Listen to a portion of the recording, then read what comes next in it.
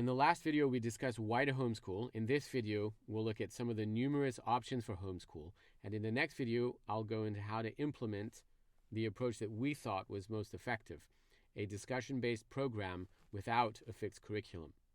So this video is for parents who have decided perhaps to homeschool and who might be looking at the various options available.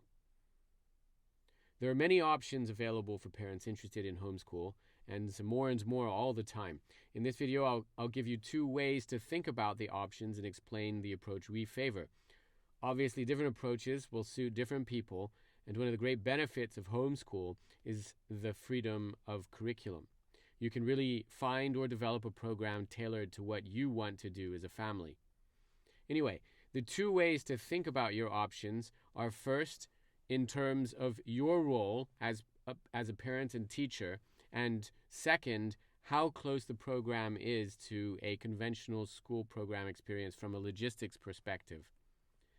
In the perspective of your role, there is a spectrum ranging from, first, the parent as a manager and incidental coach, through second, parent as teacher, through third, parent as more of a guidance counselor.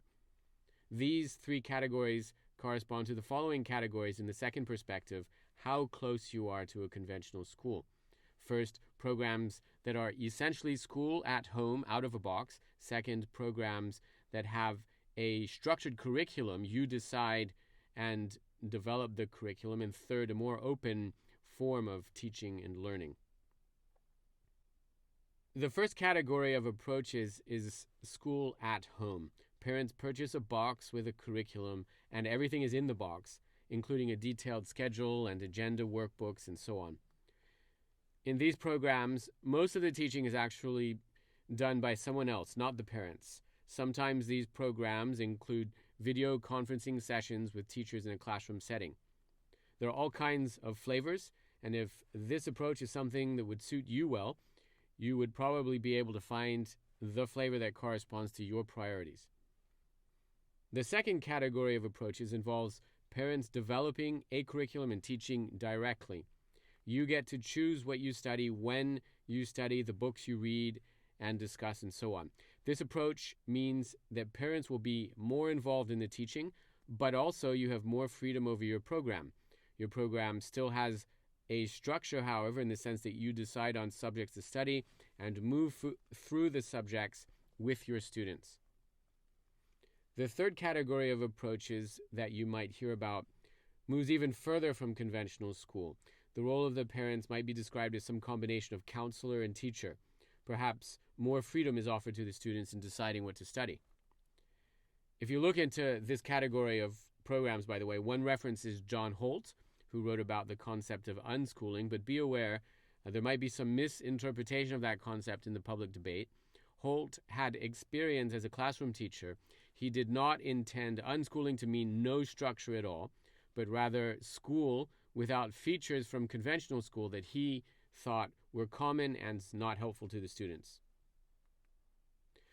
We have found the classical discussion-based approach is very effective and engaging for students and fun for parents in the homeschool setting.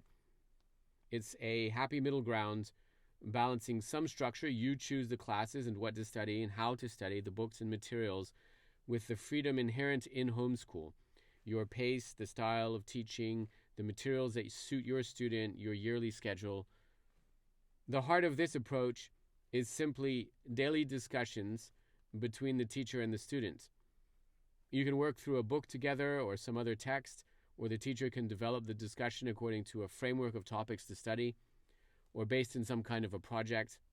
The material requirements are minimal. For example, in most of our discussions, we use only a plain notebook and a pen in case we need to work through something, to draw something, to write down a note. The notebook in this capacity is just like a chalkboard in the schoolroom. In the next video, I'll discuss more specifics on how to implement a discussion-based program.